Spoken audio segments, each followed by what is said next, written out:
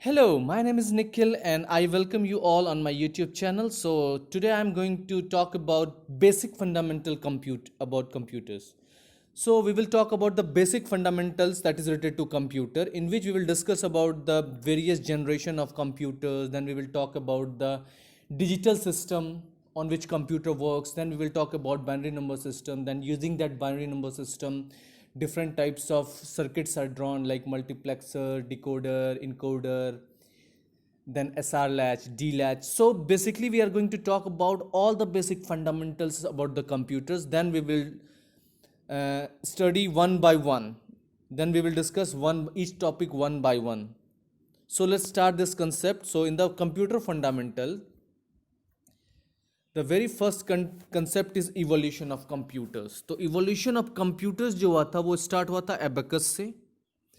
Abacus से start होके ये आपका डायग्राम है एबेकस का, जिसमें आपका क्या था, रॉड था और उसमें कुछ बिट्स थे लगे हुए, जिसमें काउंटिंग वहीं से शुरू हुआ था. फिर उसका नेपियर्स लॉग्स एंड बोन्स आया, जिसका जो कि इस तरह से दिखता था. फिर आपका पास्कलिन मशीन आया जो इस तरह से दिखता था. फिर आपका लेबनिज कैलकुलेटर आया जो इस तरह से दिखता था. फिर आपका ये लेबनिज कैलकुलेटर है. फिर आपका जैकवर्ड लूम आया और यहीं से स्टार्ट हुआ आपका क्या, प्रोग्राम स्टोर करने का concept, storing and retrieving information started यहाँ पे. ठीक है, तो इस इंफॉर्मेशन को स्टोर करने का और रिट्रीव करने का जो कंसेप्ट है ना, यहीं से आया था. स्टोर और रिट्रीव करने का इंफॉर्मेशन को यहीं से कंसेप्ट आया था. ये हुआ था स्टार्ट जैकवर्ड लूम से. फिर डिफरेंस इंजन और एनालिटिकल इंजन आया, और ये डिफरेंस इंजन और एनालिटिकल इंजन जो था ये चार्ल्स बेबेज के द्वारा बनाया गया था, और इसका फोटो इस तरह से है. ठीक है, तो ये इसका डिज़ाइन था. तो ये सब बहुत ह्यूज मशीन था पुराने ज़माने में. फिर मार्क वन आया, जिसका कि इस तरह से ये इसका डायग्राम है मार्क वन का. ये कंप्यूटर है, कैलकुलेटर है उस टाइम का. फिर आया वॉन न्यूमैन का कंप्यूटर, जिसमें कि आर्किटेक्चर का क्या था मकसद, कि आपके पास एक प्रोसेसर होना चाहिए. ठीक है, उस प्रोसेसर का कनेक्शन होना चाहिए किससे, स्टोरेज मेमोरी से, जिसमें प्रोग्राम और डाटा स्टोर होता है. तो उसमें क्या होना चाहिए, स्टोरेज मेमोरी से उसका कनेक्शन होना चाहिए. और ये प्रोसेसर जो है कम्युनिकेट करेगा एक चैनल के थ्रू, जिसको बस कहते हैं. तो ये जो है कम्युनिकेट करेगा बस के थ्रू, और फिर ये प्रोसेसिंग होगा. तो ये वॉन न्यूमैन का बेसिक सा कंसेप्ट आया था उस टाइम में. फिर आया जनरेशन ऑफ कंप्यूटर्स. तो जनरेशन ऑफ कंप्यूटर्स स्टार्ट हुआ था, फर्स्ट जनरेशन आपका 1942 में और एंड हुआ 1955 में. जो फर्स्ट जनरेशन कंप्यूटर था उसमें आपका क्या यूज़ हुआ था, तो वैक्यूम ट्यूब्स यूज़ हुआ था, है ना, जो कि कंट्रोल करता था क्या, कंट्रोल और एम्पलीफाई करता था क्या, तो इलेक्ट्रॉनिक सिग्नल को. तो जो ये वैक्यूम ट्यूब्स था वो क्या करता था, कंट्रोल करता था और एम्पलीफाई करता था किसको, तो इलेक्ट्रॉनिक सिग्नल को. अब इसमें क्या था, ह्यूज कंप्यूटर्स था ये बहुत स्पेस लेता था. इसमें हाई इलेक्ट्रिसिटी कंजम्पशन होता था और हाई हीट जनरेशन होता था. ये बहुत अनरिलायबल था. क्यों, क्योंकि ये फ्रिक्वेंट हार्डवेयर फेलियर्स हो जाता था इसमें. ये कॉमर्शियल प्रोडक्शन बहुत डिफिकल्ट था इस फर्स्ट जनरेशन कंप्यूटर का, और ये बहुत कॉस्टली भी था, और कांस्टेंट मेंटेनेंस चाहिए था इसमें. ये कंटिन्यूस एयर कंडीशनिंग इसको चाहिए था, और प्रोग्राम जो था वो मशीन लैंग्वेज में लिखा जाता था. ठीक है, असेंबली लैंग्वेज यहीं से स्टार्ट भी हुआ था. और जो इस जनरेशन के एंड तक जो कंप्यूटर बना था उसका नाम था एनियाक एडवैक यूनिवैक 1. तो एनियाक जो था उसका वेट कितना था, 27 टन के लगभग था, और इसका जो एरिया था 8 फीट 8 × 100 × 3 फीट का एरिया ये कवर करता था. इसमें 150 वाट 150 वाट का पावर कंजम्पशन होता था. So huge, it was so huge machine at that time. So next generation was second generation, which started in 1955 and ends in 1964. 1955 में स्टार्ट होकर 1964 में ये एंड हुआ था. तो सेकेंड जनरेशन में आपका यूज हुआ था ट्रांजिस्टर. ठीक है, स्विचिंग, इसको जिसको स्विच कहते थे. तो ट्रांजिस्टर जो था ये स्मॉलर था और लेस एक्सपेंसिव था पहले जनरेशन से, और ये कम इलेक्ट्रिसिटी भी कंजप्ट करता था और कम हीट एमिट करता था. इसका जो मैग्नेटिक कोर मेमोरीज था और मैग्नेटिक डिस्क जो था वो एज अ प्राइमरी और सेकेंडरी स्टोरेज की तरह यूज होता था. है ना। इसमें मैग्नेटिक कोर मेमोरीज जो है वो मैग्नेटिक डिस्क जो है प्राइमरी और सेकेंडरी मेमोरी के स्टोरेज के रूप में यूज़ होता था। इसका फर्स्ट इसमें इस जनरेशन में आपको पहला ऑपरेटिंग सिस्टम डिज़ाइन हुआ था। फिर इसी जनरेशन में क्या हुआ था आपका असेंबली लैंग्वेज प्रोग्राम, है ना, वो स्टार्ट हुआ था। और लेटर ये क्या हो गया, हाई लेवल लैंग्वेज में चला गया। ठीक है, हाई लैंग्वेज लेवल का यूज़ होना शुरू हो गया। फिर इसमें वाइडर कमर्शियल यूज़ हुआ। इसका कमर्शियल प्रोडक्शन जो था बहुत डिफ़िकल्ट था, तो इसलिए यहाँ पे क्या है, कमर्शियल प्रोडक्शन उतना ज़्यादा फ्रिक्वेंट नहीं था इसका। और इसको भी चाहिए था कांस्टेंट एयर कंडीशनिंग, ठीक है, क्योंकि हीट जनरेशन प्रॉब्लम इसमें भी थोड़ा था। इस जमाने का सेकंड जनरेशन में जो कंप्यूटर बना था वो था IBM 1401, IBM 1620, यूनिवैक 1108। तो ये सब कंप्यूटर्स जो है वो सेकंड जनरेशन का कंप्यूटर्स है। फिर आया third generation which was started in 1964 and ends in 1975। In the third generation integrated circuit का यूज़ हुआ था। और ये इंटीग्रेटेड सर्किट जो था बहुत स्मॉलर था, फास्टर भी था और बहुत ही ज़्यादा रिलायबल भी था।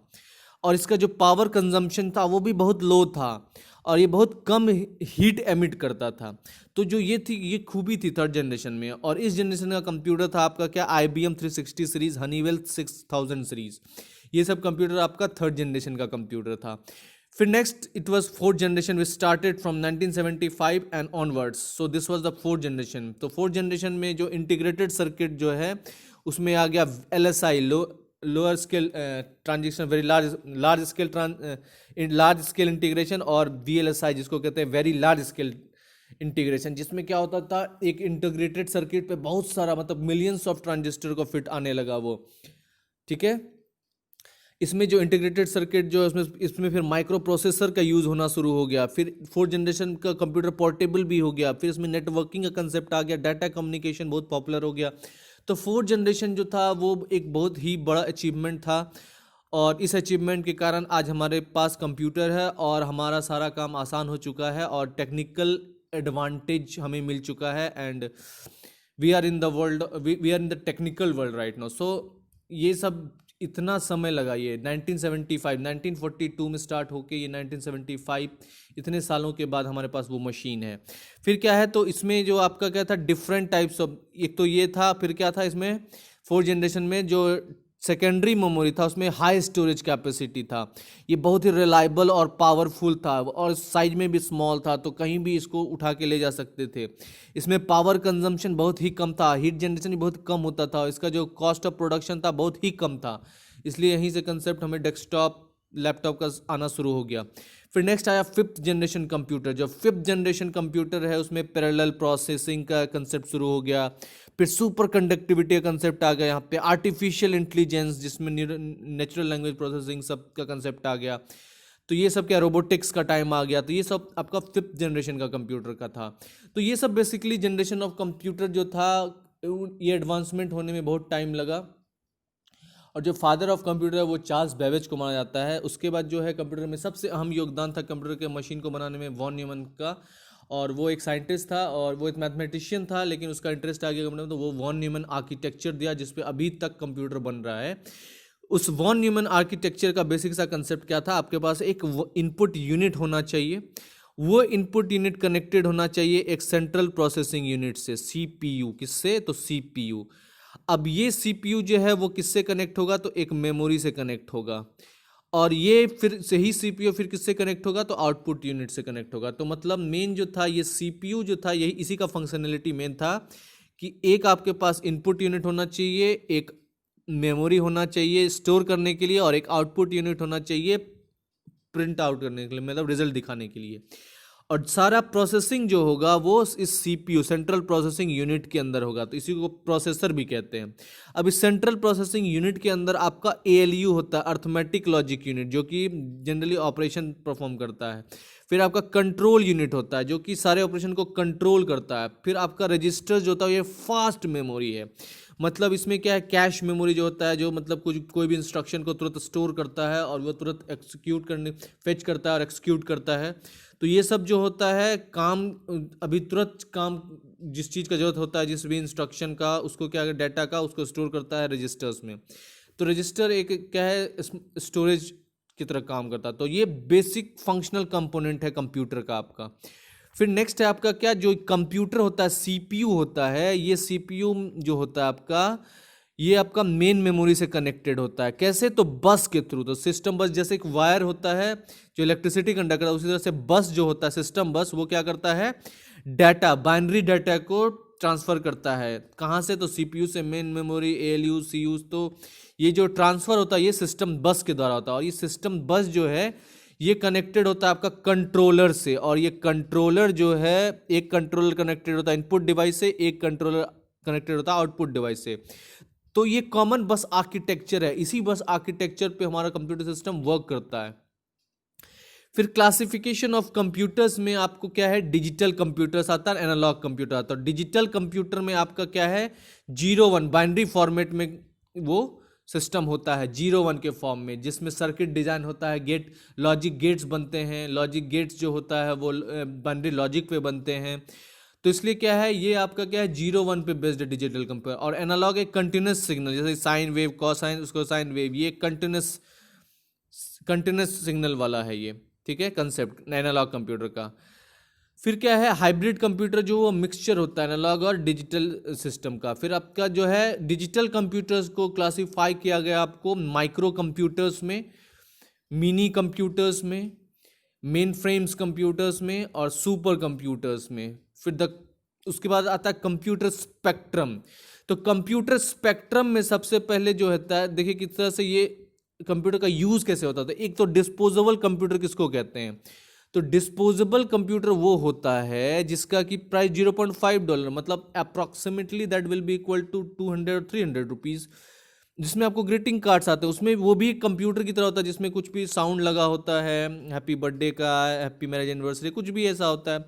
फिर माइक्रो कंट्रोलर यूज होता है आपको किसमें, तो वॉचेस में, कार्स में, अप्लियंसेस में, जिसका कॉस्ट $5 के अप्रॉक्स होता है, मतलब 300 रुपये के आसपास। फिर आपका गेम कंप्यूटर होता है। गेम कंप्यूटर जो होता है वो होम वीडियो गेम्स में यूज होता है। इसमें भी आपको क्या होता है, कंप्यूटर होता है ये। इसका दाम अप्रोक्सीमेटली कितना है आपका, तो ये अप्रोक्सीमेटली आपका ये 6,000 तक का, 10,000 के अंदर ये आ जाता है होम वीडियो गेम। फिर पर्सनल कंप्यूटर जो होता है उसका $500 होता है, मतलब 50,000 के आसपास, 50,000 से थोड़ा सा इधर उधर, मतलब 50,000 से अप डाउन में आपका ये अप्रॉक्स एवरेज में मिलता है, ये डेस्कटॉप और नोटबुक कंप्यूटर। फिर देखिए सर्वर जो आता है वो 5,000, ये थोड़ा महंगा हो जाता है। नेटवर्क सर्वर जो कि नेटवर्किंग के में काम आता है, जिस तरह से आप इंटरनेट यूज़ करते हो, तो हर एक कंपनी का अपना एक सर्वर होता है, उस सर्वर से आपका नेटवर्क एक्सेस होता है। फिर कलेक्शन ऑफ वर्क स्टेशन में आपको $5,000 लगता है, जो कि बहुत ही ज़्यादा महंगा है। ये डिपार्टमेंटल मिनी सुपर कंप्यूटर है, जो कि गवर्नमेंट के द्वारा यूज़ किया जाता है। फिर मेन फ्रेम कंप्यूटर 5 मिलियन, जैसे बैच डाटा प्रोसेसिंग जैसे बैंक में यूज़ होता है, तो ये सब क्या मेन फ्रेम कंप्यूटर है। तो ये जो है स्पेक्ट्रम अवेलेबल है। तो कंप्यूटर जो है एक छोटे से ग्रीटिंग कार्ड से लेके बहुत बड़ा मेन फ्रेम सिस्टम तक जो है, जो सब कंप्यूटर है। तो कंप्यूटिंग वर्ल्ड जो है वो इस तरह से होता है। फिर एक माइक्रो कंट्रोलर क्या है, तो ये एक स्मॉल कंप्यूटर है जो कि एक चिप पर होता है, और ये चिप का इस्तेमाल होता है आपको एप्लियंसेस में। वो एप्लियंसेस क्या होता है, जैसे कि आपका clock, radio, washer, dryer, microwave, burglar alarm, ये सब क्या होता है, ये अप्लायंसेस जिसमें क्या होता है, एक ऑटोमेटेड सिस्टम होता है। वो ऑटोमेटेड सिस्टम क्या यूज़ करता है, तो माइक्रो कंट्रोलर चिप यूज़ करता है। उसी तरह से आपका कम्युनिकेशन गियर में यूज़ होता है क्या, तो कम्युनिकेशन गियर में यूज़ होता है आपका cordless phone, cell phone, fax, pager, ये सब क्या है, इसमें भी माइक्रो कंट्रोलर यूज़ होता है। फिर कंप्यूटर पेरिफेरल्स में जैसे प्रिंटर, स्कैनर, मॉडेम, CD रोम, इसमें भी क्या होता है, माइक्रो कंट्रोलर यूज़ होता है। फिर इंटरटेनमेंट डिवाइस जैसे VCD, DVD, stereo, MP3 player, top box, ये सब भी क्या है, इसमें भी माइक्रो कंट्रोलर होता है। फिर imagining device, DVD, TV, digital camera, recorder, lens, photocopier, इसमें भी क्या आपका ये होता है। फिर मेडिकल डिवाइस में यूज़ होता है, जैसे x ray, MRI, heart monitor, digital thermometer. फिर मिलिट्री वेपन सिस्टम में जैसे क्रूज मिसाइल, ICBM, टॉर्पीडो, इन सब में यूज होता है। फिर शॉपिंग डिवाइस में जैसे vending machine, ATM, cash register, इसमें भी माइक्रो कंट्रोलर यूज होता है। फिर टॉयज में भी माइक्रो कंट्रोलर यूज होता है। तो माइक्रो कंट्रोलर जो है स्मॉल चिप, ये भी एक स्मॉल मिनी कंप्यूटर है। तो फिर क्या आपका कंप्यूटर सिस्टम का ऑर्गेनाइजेशन, तो कंप्यूटर सिस्टम जो है अब ऑर्गेनाइज होता है डिफरेंट फॉर्मेट में, जैसे कि क्या होता है आपका एक CPU, एक सेंट्रल प्रोसेसिंग यूनिट होता है। ये सेंट्रल प्रोसेसिंग यूनिट जो है एक बस से कनेक्टेड होता है, और ये बस जो है ये कनेक्टेड होता है आपका मेन मेमोरी से। फिर आपका ये कनेक्टेड होता है डिस्क से, फिर कनेक्टेड होता है प्रिंटर से, और ये डिस्क और प्रिंटर के आपका इनपुट आउटपुट डिवाइस। तो अब यहाँ पे क्या होता है, बस के द्वारा डाटा फ्लो होता है, और वो डाटा कौन सा होता है, बाइनरी डाटा होता है, जो कि 0 1 के फॉर्मेट में होता है। तो जो कंट्रोल यूनिट होता है, अर्थमेटिक लॉजिक यूनिट और रजिस्टर्स होता है सीपीयू के अंदर, सबका अपना अपना फंक्शन होता है। इसी फंक्शन के लिए आपको कंप्यूटर आर्किटेक्चर को पढ़ना होता है, और ये सब कनेक्टेड होता है आपका मेन मेमोरी से और इनपुट आउटपुट डिवाइस से। तो ये है आपका कंप्यूटर का ऑर्गेनाइजेशन। तो सीपीयू इस तरह से आपको ऑर्गेनाइज होता है। इसी कंसेप्ट को प्रोसेसर्स होता है। अब प्रोसेसर जो वही प्रोसेसर्स का डायग्राम था। अब यहाँ पे प्रोसेसर में क्या डिफरेंट डिफरेंट टाइम में जो प्रोसेसर आया है वो किस तरह से आया है। तो जैसे चिप आया, प्रोसेसर एक बहुत सा चिप होता है जिसमें ट्रांजिस्टर होते हैं, बहुत सारे इंटीग्रेटेड सर्किट्स होते हैं। तो 4004 जो होता है चिप, वो आपका जो आया था 1971 में आया था, और ये कितना था 0.108 मेगाहर्ट्ज का। इसमें ट्रांजिस्टर 2300 ट्रांजिस्टर थे, 640 मेमोरी था, इसमें बिट था, और ये पहला माइक्रो प्रोसेसर चिप था। फिर आपका 8008 आया जो कि 1972 में आया था। इसमें 3500 ट्रांजिस्टर यूज होता, ये 16 KB का स्टोरेज था। ये फर्स्ट 8 बिट माइक्रो प्रोसेसर था ये। फिर आपका 8080 आया जो कि 2 मेगाहर्ट्ज यूज करता था। इसमें 6000 ट्रांजिस्टर थे, इसमें 64 KB का स्टोरेज था। ये पहला जनरल पर्पस सीपीयू था, सीपीयू चिप था। फिर 8086 आया 1978 में, जिसमें 5 to 10 मेगाहर्ट्ज था। इसमें क्या है, ट्रांजिस्टर टोटल 29,000 थे, इसमें 1 MB का मेमोरी था, और ये फर्स्ट 16 बिट सीपीयू था चिप पे। फिर आपका 8088 आया जो कि 1979 में आया था। ये 5 to 8 मेगाहर्ट्ज यूज़ करता था, और ये ट्रांजिस्टर 29,000 ट्रांजिस्टर यूज़ करता, इसका भी 1 MB का कैपेसिटी था, और ये IBM के PC में यूज़ होता था। फिर 80286 जो था वो 1982 में बना था, और ये 8 to 12 मेगाहर्ट्ज कंप्यूटर था, और ये 1,34,000 का ट्रांजिस्टर यूज़ किया इसमें 16 MB का स्टोरेज था, मेमोरी प्रोटेक्शन प्रेजेंट था इसमें। फिर आपका क्या आया, 80386 आया जो कि 1985 में बना था, और ये आपका 16 to 33 मेगाहर्ट्ज का कैपेसिटी था। इसमें 2,75,000 ट्रांजिस्टर्स थे, और ये 4 GB का स्टोरेज था इसमें, और ये 32 बिट सीपीयू, ये पहला 32 बिट सीपीयू था। फिर आया आपका 80486 जो कि 1989 में बना था। इसमें 25 से 100 मेगाहर्ट्ज था इसमें, और इसमें 1.2 मिलियन ट्रांजिस्टर यूज़ हुआ था। इसमें 4 GB का मेमोरी था, और ये 8 KB का कैश मेमोरी बिल्ड था इसमें। फिर आया आपका पेंटियम 1993 में यूज़ होना शुरू हुआ, जिसमें 60 से 233 तक मेगाहर्ट्ज का यूज़ होता है। इसमें 3.1 मिलियन ट्रांजिस्टर्स यूज़ हुआ था। ये 4 GB का स्टोरेज था, और इसमें 2 पाइपलाइंस यूज़ हुआ था। Later models had MMX multimedia system के लिए। फिर पेंटियम प्रो आया जिसमें आपका 1995 में बना था, जो कि 150 और 200 मेगाहर्ट्ज यूज़ करता है। इसमें 5.5 मिलियन ट्रांजिस्टर्स थे, और ये 4 GB का मेमोरी था इसमें 2 लेवल ऑफ कैश बिल्ड था। फिर आया आपका पेंटियम 2 जो कि आपका 1997 में बना था। ये 233 से लेकर 450 मेगाहर्ट्ज तक यूज़ का सिस्टम। इसमें आपका ट्रांजिस्टर था वो 7.5 मिलियन ट्रांजिस्टर यूज़ हुआ था। इसमें मेमोरी आपका 4 GB का था, और ये पेंटियम प्रो प्लस और MMS इंस्ट्रक्शन को होल्ड करता था। फिर आपका पेंटियम 3 आया 1999 में। फिर आपका उसमें 650 से 1400 मेगाहर्ट्ज तक यूज़ होता है। इसमें 9.5 मिलियन ट्रांजिस्टर थे, जो कि 4 GB मेमोरी को स्टोर होता था इसमें। ऐसे में SSC इंस्ट्रक्शन था, और 3D ग्राफिक्स था पेंटियम 3 में। फिर पेंटियम 4 आया जो कि 2000 ईस्वी में आया। इसमें 300 से 3800 तक मेगाहर्ट्ज तक कैपेसिटी था। इसमें 42 मिलियन चिप यूज़ हुए, ट्रांजिस्टर यूज़ हुए थे। इसमें 4 GB का मेमोरी था। इसमें हाइपर थ्रेडिंग था, और मोर SSC इंस्ट्रक्शन था। तो ये आपका प्रोसेसर जो बना उसका ये सिंक्रोनाइजेशन था। ये आपका प्रोसेसर का डायग्राम है, जिसमें क्या आपका डिकोडर है, यहाँ पे होता है सिस्टम इंटरफेस, यहाँ होता है L2 कैश होता है, यहाँ पे मेमोरी कंट्रोल होता है, ट्रेस कैश होता है, फिर यू कोड होता है, फिर FP एक्सक्यूशन होता है, फिर आउट ऑफ ऑर्डर कंट्रोल होता है, फिर ये इंटरनल एक्सक्यूशन होता है, फिर स्केड्यूल होता है, फिर कैश होता है। तो ये सब क्या आपका, ये सब आपका प्रोसेसर का एग्जाम्पल है, प्रोसेसर के अंदर का सिस्टम है उसका ये एग्जाम्पल था। तो यही जो प्रोसेसर में जो है ट्रांजिस्टर का नंबर जो बढ़ा था वो मोर्स लॉ से दिया गया। मोर्स लॉ का कहना क्या था कि जैसे जैसे ईयर बढ़ता जाएगा तो वो उस तरह से 2 गुना 4 गुना 5 गुना वो ऐसा होता जाएगा। तो जैसे देखिए 1970s में 1972 में आपका कितना था, 4004 में लगभग मतलब 5,000 ट्रांजिस्टर था। फिर वही 2000 में कितना ट्रांजिस्टर हो गया, तो 10 मिलियन से 100 मिलियन के बीच में ट्रांजिस्टर हो गया। तो जहाँ पे आपका हज़ारों में ट्रांजिस्टर लगता था एक इंटीग्रेटेड सर्किट, वहाँ पे अब लाखों करोड़ों में ट्रांजिस्टर लगने लगा। तो यही चीज़ दिया गया था क्या, मोर्स लॉ के द्वारा, ठीक है, जिसने कहा था कि वो चीज़ बढ़ता जाएगा हर एक साल, ठीक है, कैपेसिटी बढ़ता जाएगा इससे। फिर आया आपका क्या, data path for typical von Neumann machine आया। वॉन न्यूमन मशीन में क्या होता था, एक रजिस्टर होता था स्टोर करने के लिए।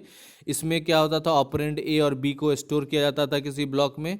फिर उस ऑपरेंड को स्टोर करने के बाद उसको क्या करते थे, उसको यूज़ करना होता था। तो उसको यूज़ करने के लिए सबसे पहले ए को कहाँ भेजते थे, ALU इनपुट रजिस्टर में, फिर उसी तरह से बी को ALU इनपुट रजिस्टर में, फिर ये ALU इनपुट बस के द्वारा होते हुए ये ALU में पहुंचता है। ALU में यहाँ पे क्या होता है, अर्थमेटिक ऑपरेशन होता है। जैसे एडिशन करना तो यहाँ पे A+B हुआ, A+B का वैल्यू यहाँ पे ALU आउटपुट रजिस्टर A+B हुआ, और ये वापस जाके उस रजिस्टर में कहीं एक ब्लॉक में जाके स्टोर हो जाता है वैल्यू बाद में फेच करने के लिए। तो ये डाटा पाथ है किसका, वॉन न्यूमन मशीन का। आई बात समझ में। फिर नेक्स्ट है इंस्ट्रक्शन एक्सक्यूशन। तो इंस्ट्रक्शन एक्सक्यूशन करने का तरीका क्या है कि पहले नेक्स्ट इंस्ट्रक्शन को फेच करना है कि कहाँ से, तो मेमोरी से। कहाँ, तो इंस्ट्रक्शन रजिस्टर में। फिर क्या करना है, प्रोग्राम काउंटर को चेंज करना है, ठीक है, कि दूसरा इंस्ट्रक्शन को आप पॉइंट करो, ठीक है। फिर आपको क्या करना है, उस इंस्ट्रक्शन के टाइप को डिटरमाइन करना है जो कि अभी फेच हुआ है। फिर क्या करना आपको, इंस्ट्रक्शन जो है वर्ड का यूज़ करेगा मेमोरी में, क्या डिटरमाइन करने के लिए, तो वेयर इट इज़, कहाँ है वो। और फिर क्या करेगा, उस वर्ड को फेच करेगा अगर जरूरत पड़ी तो, ठीक है, कहाँ, तो CPU रजिस्टर में। फिर क्या करेगा, इंस्ट्रक्शन को एग्जीक्यूट करेगा। फिर क्या करेगा, स्टेप 1 से स्टार्ट करेगा, फिर से वही फॉलोइंग इंस्ट्रक्शन फॉलो करता चला जाएगा। तो ये आपका क्या है, इंस्ट्रक्शन इस तरह से फॉलो किया जाता है। फिर है मेमोरी एड्रेस। तो मेमोरी एड्रेस में आपका क्या होता है, इस तरह से उसका डायग्राम होता है। ये 96 बिट मेमोरी है। कितना बिट, तो 96 बिट मेमोरी है, जिसमें क्या है आपका 0 से लेके देखिए 11, मतलब टोटल 12 है। 12 और ये 12 इधर क्या है, ये कॉलम है, ये इन्हें 12 रोज हैं इसमें टोटल, और कॉलम कितने हैं, तो 8। तो मतलब 8 बिट्स का ये ब्लॉक है। और टोटल कितने ब्लॉक हैं इसे, तो ये है आपका 12 ब्लॉक। तो 12 इंटू 8 96, तो ये 96 बिट का मेमोरी हो गया। उसी तरह से फिर क्या है आपका 12 बिट का, ये क्या है आपका 12 ये है बिट का, ये आपका ब्लॉक है। और ये टोटल ब्लॉक कितने, 8 है, 0 से लेकर 7। तो 12 इंटू 8 96 हो जाता है। फिर उसी तरह से क्या है, ये आपका टोटल 16 ब्लॉक्स, 16 बिट का एक ब्लॉक है। ये टोटल कितना ब्लॉक है आपका, 6 ब्लॉक है। तो 16 इंटू 6 कितना होता है, 96 होता है। तो ये आपका क्या है, 3 वेज है क्या ऑर्गेनाइज करने का, क्या 96 बिट मेमोरी को। तो 96 बिट मेमोरी को ऑर्गेनाइज करने का 3 तरीका इस तरह से है ना। फिर नेक्स्ट क्या है आपका, तो नेक्स्ट है आपका number of bits per cell for some historically instant computer. तो देखिए सबसे पहले ये बोरोक्स B1700 के कंप्यूटर में आपका कितना बिट था, 1 बिट यूज़ हुआ था। IBM के PC में आपका फिर 8 बिट यूज़ हुआ। फिर DC PDP 8 मशीन आया था, उसमें 12 बिट यूज़ हुआ, 12 बिट का मेमोरी यूज़ हुआ। फिर आपका क्या IBM 1130 में 16 बिट का मेमोरी यूज़ हुआ था। फिर उसके बाद DC PDP 15 में 18 बिट का मेमोरी यूज़ हुआ था। फिर XDS 940 में आपका 24 बिट का मेमोरी यूज़ हुआ था। फिर इलेक्ट्रोलॉजिका X8 में आपका 27 बिट का मेमोरी यूज़ हुआ था। फिर आपका XDS सिग्मा 9 में आपका 32 बिट का मेमोरी यूज़ हुआ था। फिर हनीवेल 6180 में आपका 36 मेमोरी का बिट का मेमोरी यूज़ हुआ था। फिर CDC 3600 में 48 बिट का मेमोरी यूज़ हुआ था। फिर CDC साइबर में आपका 60 बिट पर सेल का ये यूज़ हुआ था। तो यहाँ पे क्या है, यहाँ पे आपका number of bits per cell for some historically interesting computers का ये आपका इंफॉर्मेशन था। फिर आता है कैश मेमोरी का कंसेप्ट। तो कैश मेमोरी को आप फास्ट मेमोरी भी कह सकते हो। क्यों, क्योंकि ये लगा होता है CPU और मेन मेमोरी के बीच में, ठीक है। यहाँ पे लगा होता है कैश मेमोरी, जो कि डाटा फेच करके रखता है कैश मेमोरी में, और CPU को प्रेजेंट कराता है जब उसको रिक्वायर हो। तो ये सब कनेक्टेड होता है आपका बस से। तो जो कैश है वो लॉजिकली होता है किसके बीच, जो CPU और मेन मेमोरी के बीच। तो there are several possible places it could be located. Generally ये CPU और मेन मेमोरी के बीच में होता है, जो कि बस से कनेक्टेड होता है। फिर मेमोरी पैकेजिंग और उसके टाइप्स। तो मेमोरी पैकेजिंग उसके टाइप्स में आपका 32 मेगाबिट मेमोरी चिप होता है, जिसमें आपका इस तरह से कनेक्टर लगा होता है। और ये क्या है, सिंगल इनलाइन मेमोरी मॉड्यूल है, जिसको सिम भी कहते हैं, सिंगल इनलाइन मेमोरी मॉड्यूल, जो कि 256 MB का मेमोरी होल्ड करता है। और ये चिप कंट्रोल का नाम है सिम, ठीक है। फिर नेक्स्ट आपका क्या है, सेकेंडरी मेमोरी आता है। सेकेंडरी मेमोरी में मेमोरी हायरार्कीज है। इस मेमोरी हायरार्कीज में क्या होता है आपका, 5 लेवल्स ऑफ मेमोरी हायरार्कीज होता है, जिसमें कि आपका क्या होता है, जो सबसे ऊपर होता है रजिस्टर्स होता है, जो कि बहुत ही ज़्यादा कॉस्टली होता है, ठीक है, और बहुत ही कम अवेलेबल होता है ये। फिर कैश आता है, जो कि रजिस्टर्स के बाद यूज़ होता है। फिर आपका मेन मेमोरी होता है, जो कि कैश के बाद यूज़ होता है। और फिर मैग्नेटिक डिस्क होता है, जो मेन मेमोरी के बाद यूज़ होता है। फिर टेप और ऑप्टिकल डिस्क होता है। तो ये क्या आपका एक मेमोरी का डायग्राम हायरार्कीज है, जिसमें रजिस्टर्स टॉप पे हैं और ऑप्टिकल डिस्क टेप आपका सबसे लोअर डिस्क पे है। तो जितना ज़्यादा ये रजिस्टर जो है ये सबसे कॉस्टली होता है और बहुत कम स्पेस होता है इसमें। और ये जो टेप है इसमें कॉस्ट कम होता है इन सब चीज़ों का, और ये ज़्यादा स्पेस होता है। तो ये 5 लेवल मेमोरी हायरार्कीज था। फिर आता है आपका मैग्नेटिक डिस्क। मैग्नेटिक डिस्क जो होता है ये एक डिस्क ट्रैक का पोर्शन है, और इसमें सेक्टर्स दिए हुए हैं। इस सेक्टर्स में जो है ये आपका ट्रैक है, ठीक है। इस ट्रैक में आपका क्या है, 4096 डाटा बिट्स हैं। इसमें क्या होता है, ये इंटरसेक्टर गैप होता है, और डायरेक्शन जो होता है डिस्क रोटेशन का वो इधर की ओर होता है। इसमें ये सेक्टर दिया गया है। तो ये आपका क्या है, एक डिस्क के अंदर का इमेज है। अब इस डिस्क का क्या है, दिखने में ये ऐसा लगता है, जिसमें ये सेक्टर वाइज डिवीजन होता है ये। तो डिस्क में टोटल 5 जोन होता है, और हर एक जोन में बहुत सारा ट्रैक होता है। फिर आता है आपका CD रोम्स। CD रोम्स जो होता है उसमें क्या होता है, 2 kilo block of user data होता है। Recording structure of compact CD रोम, जिसमें पिट और लैंड होता है, स्पायरल ग्रूव्स होता है। फिर आपका क्या होता है, लॉजिकल डाटा लेआउट होता है CD रोम का इस तरह से। इसमें प्रीमेबल होता है, बाइट 16/20 डाटा होता है, इसमें ECC होता है, मॉडल सेक्टर ये।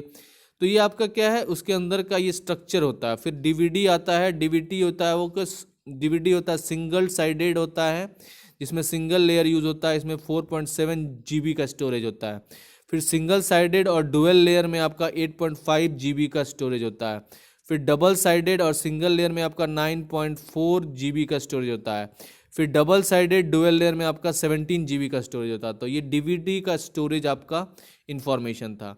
तो जो double sided dual layer DVD होता है, उसका जो कंसेप्ट है उसमें क्या है, सेमी रिफ्लेक्सिव लेयर होता है। फिर उसमें एल्यूमिनियम रिफ्लेक्टर होता है। फिर एल्यूमिनियम रिफ्लेक्टर जो होता है उसमें सेमी रिफ्लेक्टिव लेयर होता है। इसमें 0.6 mm सिंगल साइडेड डिस्क होता है, और इसके अंदर होता है पॉलीकार्बोनेट सबस्ट्रेट 1, और इसमें होता है एडेसिव लेयर पॉलीकार्बोनेट सबस्ट्रेट 2। तो ये होता है आपका क्या, फिर आता है इनपुट और आउटपुट डिवाइस। तो इनपुट और आउटपुट डिवाइस में सबसे पहले आता है बसेस। तो जो बसेस होता है उसका काम क्या है, ये फिजिकल स्ट्रक्चर है किसका, तो पर्सनल कंप्यूटर का, जिसमें आपका एज कनेक्टर होता है, कार्ड केज होता है, SCSI कंट्रोलर होता है, फिर साउंड कार्ड होता है, फिर मॉडेम होता है। तो ये आपका क्या फिजिकल स्ट्रक्चर होता है, क्या, पर्सनल कंप्यूटर का। फिर लॉजिकल स्ट्रक्चर जो होता है सिंपल पर्सनल कंप्यूटर का क्या होता है, तो एक CPU होता है जो बस के द्वारा कनेक्टेड होता है, और इसी बस में इस CPU से पैरेलल में कनेक्टेड होता है आपका memory, video controller, keyboard controller, CD रोम कंट्रोलर और हार्ड डिस्क कंट्रोलर। आई बात समझ में। और ये इसका फिजिकल कंपोनेंट होता है वीडियो कंट्रोलर का, ये कीबोर्ड कंट्रोलर का फिजिकल कंपोनेंट, ये CD रोम का फिजिकल कंपोनेंट, ये हार्ड डिस्क का फिजिकल कंपोनेंट। तो ये लॉजिकल स्ट्रक्चर है एक सिंपल पर्सनल कंप्यूटर का। फिर आता है आपका CRT मॉनिटर्स। तो CRT मॉनिटर्स का जो होता है वो क्रॉस सेक्शन इस तरह से दिया गया है, जिसमें इलेक्ट्रॉन गन होता है। इसमें क्या होता है, ग्रिड होता है यहाँ पे, फिर आपका स्क्रीन होता है आगे में, फिर आपका स्पॉट होता है स्क्रीन पे, फिर वैक्यूम होता है, फिर वर्टिकल डिफ्लेक्शन प्लेट होता है। तो यहाँ पे वर्टिकल रिट्रेस होता है, हॉरिजेंटल रिट्रेस होता है, और हॉरिजेंटल स्कैन होता है। तो ये क्या है, क्रॉस सेक्शन है किसका, CRT का, और CRT स्कैनिंग पैटर्न इस तरह से होता है आपका। फिर वीडियो रैम आता है। वीडियो रैम के बाद फिर कैरेक्टर कोड्स आता है। फिर कैरेक्टर कोड्स में ASCII जो है, America standard code for information interchange आता है, फिर यूनिकोड आता है, क्योंकि जो बाइनरी नंबर सिस्टम है उसमें ये कैरेक्टर कोडिंग बहुत इंपॉर्टेंट, जिसमें आस्की का बहुत इंपॉर्टेंस है, जो कि American standard code for information interchange है इसका नाम। इसमें क्या है, जैसे इसमें कुछ कुछ इंस्ट्रक्शन है, जीरो नल के लिए होता है, इसका मीनिंग नल होता है, वन मतलब वन होता है एस के लिए, हेक्स में वन जो होता है वो एस के लिए स्टार्ट ऑफ हेडिंग होता है, फिर टू जो है STX ये स्टार्ट ऑफ टेक्स्ट होता है, थ्री जो है ETX एंड ऑफ टेक्स्ट होता है, फोर जो है EOT एंड ऑफ ट्रांसमिशन होता है, फाइव जो है ENQ इंक्वायरी होता है। तो ये सब क्या आपका, ये सब का हेक्स में है सारा सिस्टम, और ये चीज़ आपको इसका ये इंस्ट्रक्शन फॉर्मेट है, ठीक है। उसके बाद आता है आपका क्या, तो उसके बाद आता है आपका इस ये कैरेक्टर है आपका हेक्स में, और ये आपका क्या है उसका उससे रिलेटेड इंस्ट्रक्शन है। तो इस तरह से हम लोग डिजिटल इलेक्ट्रॉनिक्स आगे देखेंगे, जिसके कंसेप्ट में हम लोग पढ़ेंगे कैसे बाइनरी नंबर सिस्टम क्या होता है, और बाइनरी नंबर सिस्टम जो होता है वो डिजिटल नंबर सिस्टम होता है, और ये एनालॉग से कैसे डिफरेंट होता है। फिर इस बाइनरी नंबर सिस्टम में किस तरह से उसका अर्थमेटिक फॉलो होता है, addition subtraction 1s 2s complement होता है। फिर कैसे उस बाइनरी सिस्टम को यूज़ करके हम लोग लॉजिक गेट्स बनाते हैं, फिर उस लॉजिक गेट से सर्किट बनता है, फिर वही सर्किट यूज होता है कंप्यूटर कंपोनेंट में आपका, इन ये सारा सिस्टम कंप्यूटर सिस्टम बनता है। तो ये सब चीज़ों को आगे पढ़ेंगे। ये आपका बेसिक फंडामेंटल था आपको ये कंप्यूटर आर्किटेक्चर का, कि किस तरह से कंप्यूटर बनता है और कैसे ये काम करता है। So thank you so much. If you like my video, then please do like and subscribe the channel. Thank you so much. See you in the next class, and all the very best for your exam.